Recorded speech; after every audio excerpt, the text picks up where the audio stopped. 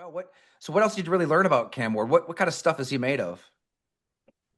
From everybody I talked to, he's a really good leader, very, very, very hard worker. He's one of those guys that they had to tell him to stop coming to the facility so early in the morning, or to go home at night, because he was there all the time watching tape and trying to get better. And he's off to a very shaky start right now. They're not a very good football team, and that's usually what happens when you're the number one overall pick. You go to a team that's not very well. But I think in time, he'll get things turned around there, and a lot of that is the similarities that I saw for myself when I came to Houston too. It takes time to build an organization and to build a team, and every number one overall pick is not going to always be successful day one. And you can look at Caleb Williams, you can look at guys from the past, even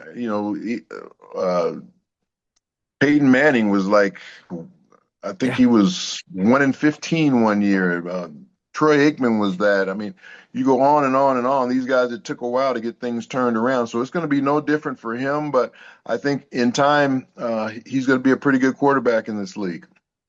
Gosh, that you're willing to share too, Warren. What kind of advice have you given him as a mentor? I think I remember a report after he kind of criticized his own team and said that Yeah. we're ass. That you talked to him after that. What kind of advice have you been giving him through, like you said, a very turbulent, difficult rookie season?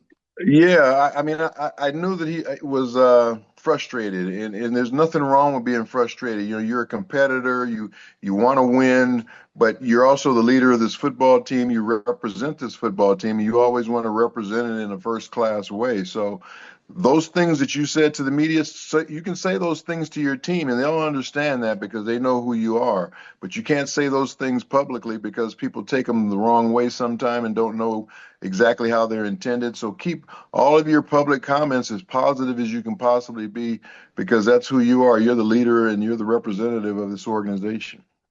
I kind of loved it, honestly. We're always seeking that truth, the Yeah. good, bad, and the Oh ugly. When yeah. he said that, it's like, hey, Oh yeah. we all see it. It's ugly right now. Uh, But everybody wants to turn it around, that he directed it only at his team and not himself, and all right. these different things. So you just have to, if you keep everything positive, that way you're not going to be second guessed all the time about what you really meant.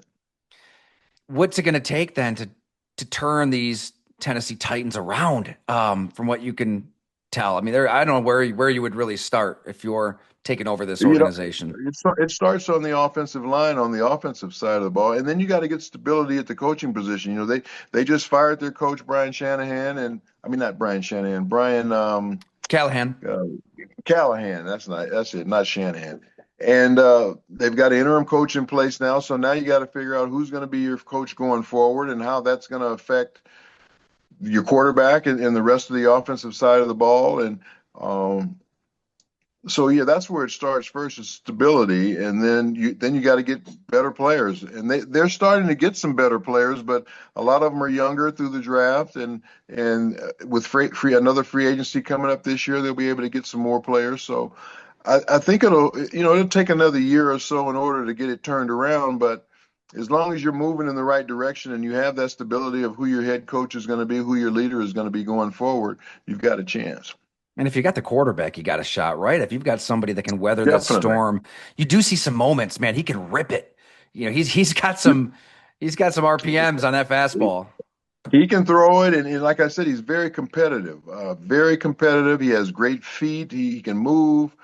Sometimes when you have that movement ability, you fall in love with it sometime. But in this league, these guys are so fast, they're so big, they're so strong. You're not going to be able to do some of the things you did in college. So you're going to have to pick your spots a little bit more in the pro game, as far as when you take off out of that pocket, and when you have to stay in that pocket, and maybe climb up in the pocket and not try and move to the side to side as much. Is there a